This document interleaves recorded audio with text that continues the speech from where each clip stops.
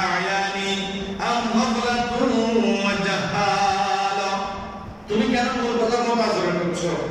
কেন তুমি বুঝতেছ না কত বড় নিয়ামত মাওলাই কারীম তোমার জন্য জমিনে দিয়েছেন জীবনে খা, কেন তুমি সেই জীবনের প্রতি মূর্খতার আচরণ করতেছ? তুমি বুঝতেছ না?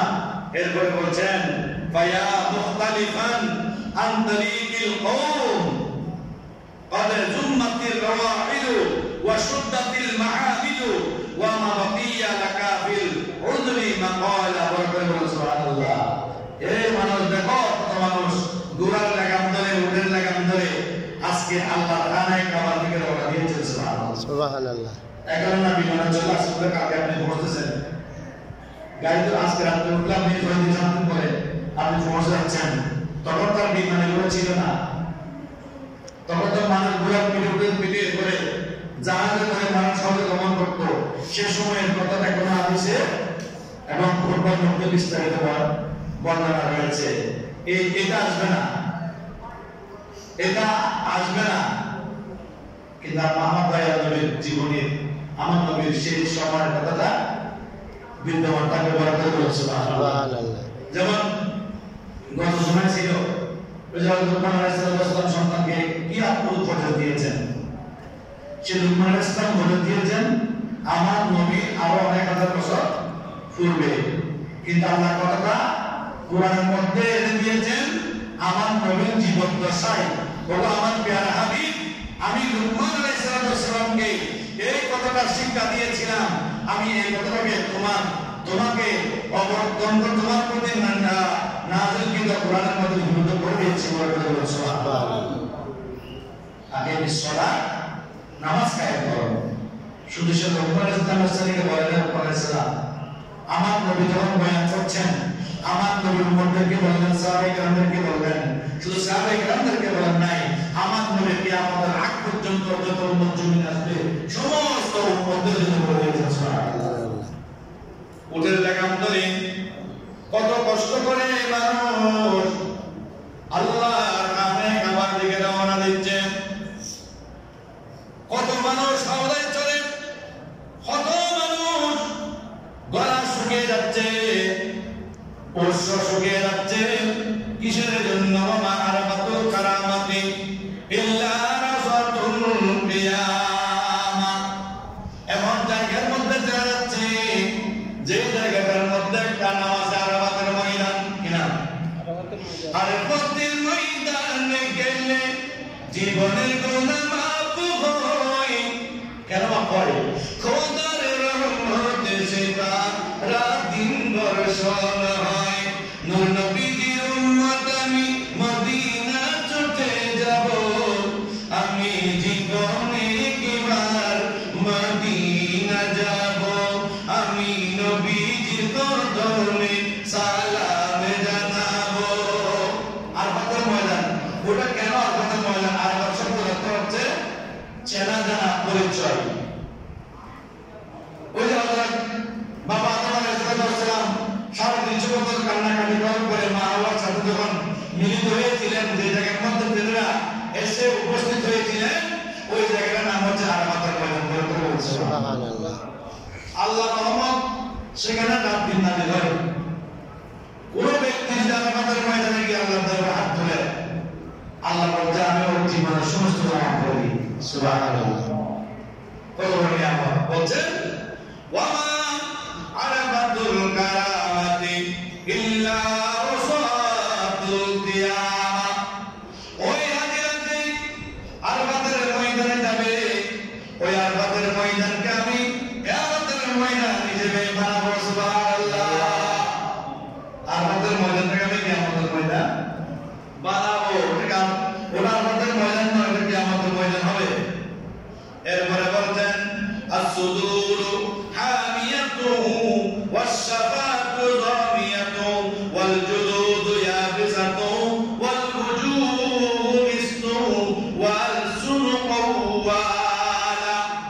তৃষ্ণায় তাদের ওঠ শুকিয়ে যাচ্ছে, গলা শুকিয়ে যাচ্ছে, কত কষ্ট করে তারা খানে কাবায় বসতেছে, কিভাবে করতেছে সেই রোদের মধ্যে তাদের চেহারাটা পুরে ছাই হয়ে যাচ্ছে। বাংলাদেশের সূর্যের ক্ষমতা আছে, কিন্তু আরবের সূর্যের ক্ষমতা। আমি জিজ্ঞেস করলাম আমার ভাইকে, তুমি ঘরের ভিতরে কাঁথা গায়ে দিছো কেন?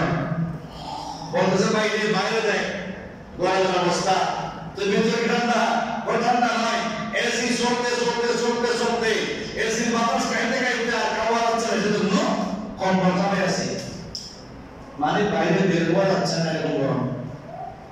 সে গরমে হাজিদের চেহারাটা পুড়ে যাচ্ছে, কিন্তু আল্লাহ রাব্বুল আলামিন তাদের মুখের মধ্যে কষ্টগুলো দূর করে দিয়ে একটা জিনিস তাদের জবানে জারি করলেন। একটা জিনিস যখন তারা পবিত্র নগরীর মধ্যে প্রবেশ করে, আর তারা এসে থাকতে পারে না, মহব্বত থাকতে পারে না, আল্লাহর ভালোবাসা সাথে সাথে জবান থেকে বের করলেন লাব্বাইক আল্লাহুম্মা লাব্বাইক লা শারীকা লাক লাব্বাইক ইন্নাল হামদা ওয়ান নি'মাতা লাক ওয়াল মুলক লা শারীকা লাক লাব্বাইক। আল্লাহ দরবারে আল্লাহ হাজির হয়েছে, এসে গেছে, আমি তোমার দরবারে হাজির হয়েছি।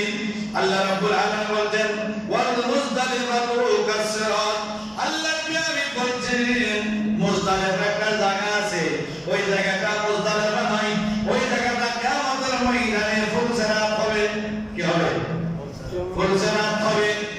পুরো সাইদনা দরমিটা দেওয়া হবে, সূরা সাইদ শিখন। ওই মুজদালিফা কে আল্লাহ রাব্বুল আলামিনের হাবিব ফুলসেরাতের ফুল হিসেবে নির্ধারণ করেছেন। এরপর আছে ওয়াল বিনা কাল আরাফ ওয়াল মাসজিদু কাল জান্নাহ। আল্লাহ হাবিব বলেন মিনা হচ্ছে আরাফ সমতুল্য, ওয়াল মসজিদ হচ্ছে কাল জান্নাহ জান্নাত সমতুল্য, ওয়াল বাইতু কাল আরশ আল্লাহর বাইতুল্লাহটা আরশের মতো, ওয়াস সাফা ওয়াল মারওয়াতা কাল মিজান।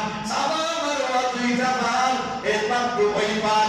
আল্লাহ রাব্বুল আলামিন কিয়ামতের ময়দানে মিজানে দাঁড়িপাল্লা দাঁড় করাবেন, সেই দুই পারের মাঝখানে খুঁটিটা দাঁড় করাই দিয়ে এদিকে সাফা ওদিকে মারওয়া দাঁড়িপাল্লা দুইটা পাল্লা গেবে আল্লাহ দাঁড় করাই দিবেন। সাফা মারওয়া হচ্ছে আর দাঁড়িপাল্লা তো মিজান। এরপরে বলছেন ওয়াল খালাইকু গামরুন ফিল খিজি ওয়াল আদালা। যেদিন মানুষ কত লজ্জিত হবে, চেহারা প্রত্যেক উঠাবে না, চেহারা নিজের দিকে রাখবে। আল্লাহ নবী বলেছেন উম্মত তারা কারা তোমরা জানো? সেদিন কিয়ামতের ময়দানের দিন কারা চেহারা প্রত্যেক উঠাবে না জানো? তারা বলছে ইয়া রাসূলুল্লাহ, আল্লাহ হাবিব তো ভালো জানেন। আল্লাহ হাবিব বলছেন ওই সমস্ত বান্দারা সেদিন চেহারা তাকাবে না যারা আল্লাহর নাফরমানির মধ্যে সারা জীবন কাটিয়ে দিয়েছে। আল্লাহ নাফরমানির মধ্যে সারা জীবন কাটিয়েছে। হযরত বিশর হাফি নামে একটা আল্লাহ বলেছিলেন, বিশর হাফি উনি প্রাথমিক জীবনে উনি ভালো ছিলেন না, ওনার ভিতরে অনেকগুলো খারাপ অভ্যাস ছিল, কিন্তু অনেক খারাপ করার পরে সেটা এত করো না। যে কোনো একটা কারণে আল্লাহ ব্যক্তিকে তার কাছে পাঠাই দিলেন, যাও বিশ্বকাপকে একটু ডেকে নিয়ে আসো। সে বিশ্বকাপকে ডাকতে গেলেন, ঘরের মধ্যে গেলেন, বলছেন এখানে নাই, উনি মধ্যে রাস্তার মধ্যে নাউজুবিল্লাহ বলেন না। তখন ওই ব্যক্তি বলে আমি ওখানে যাবো, ওখানে রাখতে যাবো আমি। ওখানে গিয়ে এক ব্যক্তি বলতেছে যে ভাই বিশ্বকাপকে চিনেন? বলে আছে তো ভিতরে ডাকতেছে, বলো গিয়ে বলো আমার নাম বলি আমি আসছি। শুধু গিয়ে বলছে বিশ্বকাপি অমুক ব্যক্তি তোমাকে টাকার জন্য এসেছে। বসার থেকে দাঁড়ায় আর দেরি করে নাই, বলছে আল্লাহর পক্ষ থেকে আমার কাছে পয়গাম এসেছে ভালো হওয়ার জন্য। সুবহানাল্লাহ, আমি আর মত করব না। সে মত পরিত্যাগ করে সেখান থেকে গিয়ে ইবাদতের মাধ্যমে আল্লাহর বলে হয়েছে। সুবহানাল্লাহ। মালিক বিন দিনার আল্লাহর বলি হয়ে যাওয়ার পরে মাথার মধ্যে একটু ইয়া ছিল, লসস ছিল। তো নদীর পার হচ্ছেন নৌকার উপর, নৌকার মাঝে বলতেছে মানে টাকা দাও, নৌকার মাঝে টাকা নাই, উঠতে টাকা দিব, একটা তারপর দিয়ে দিলেন, টাকা নাই, নৌকার উঠছে কেন? তখন মালিক বিন দিনার অনেক রাগান্বিত হয়ে গেলেন। রাগান্বিত হয়ে ডাক দিলেন, এই সমুদ্রের মাছ, তোমরা এখানে কেমন সমুদ্রের তলায় এসো? দেখতেছো না টাকার জন্য লাভ করতেছে আমাকে? এটা বলতে দেরি সমুদ্রের মাছেরা মুখের মধ্যে একটা একটা দিলাম নিয়ে সমুদ্রের পানির উপরে উপরে ভাসতেছে। বড় বড় সুবহানাল্লাহ। তো মালিক বিন দিনার বলতেছে, মাঝি কত টাকার প্রয়োজন তুমি এখান থেকে নিয়ে নাও।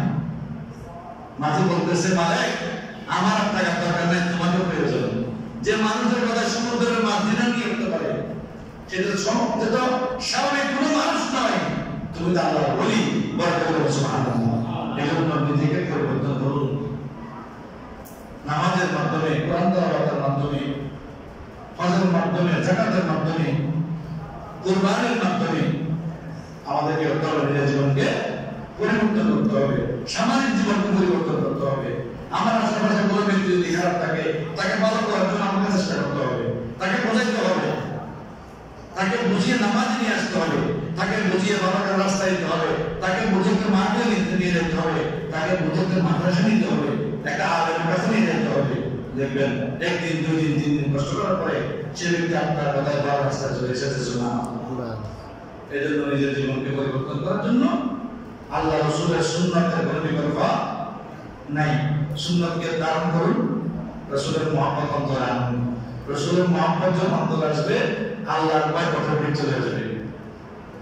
আল্লাহর ভয় যদি পরিপূর্ণ থাকে, রাসূলের মহব্বত মাথায় কাজ করবে না। আল্লাহর ভয় সমস্ত সৃষ্টি জগতের প্রকৃতির মধ্যে আছে। হিন্দু বাড়ায় যান, চাকমা বাড়ায় যান, ওনাদের ভিতরে আল্লাহর ভয় আছে। ওনারা বিশ্বাস করে যে মহাভারত করে কিভাবে, ওনারা বিশ্বাস করে উপরে একজন আছে। কিন্তু রাসূলের মহব্বত যত অন্তর থাকবে না, রাসূলের সুন্নাত যত আপনি পালন করতে পারবেন না, রাসূলের পথের মতো যখন যতক্ষণ জীবন যাপন করতে পারবেন না, ততক্ষণ আল্লাহ আপনাকে ভালোবাসবেন। আপনি যখন রাসূলের পথে চলে আসলেন, আল্লাহ বলবেন তুমি আমার রাস্তায় আসো, আমি তোমাকে ভালোবাসি। বড় করে বলছিলাম আর আল্লাহ তাকে ভালোবাসার তার কোনো চিন্তা নাই। আল্লাহ আমাদের বোঝার তৌফিক দিন। সকলে বলে আমিন ওয়া দাওয়ানা আলহামদুলিল্লাহি রাব্বিল আলামিন। আসসালামু আলাইকুম ওয়া রাহমাতুল্লাহি তাআলা ওয়া বারাকাতুহু। সুন্নাত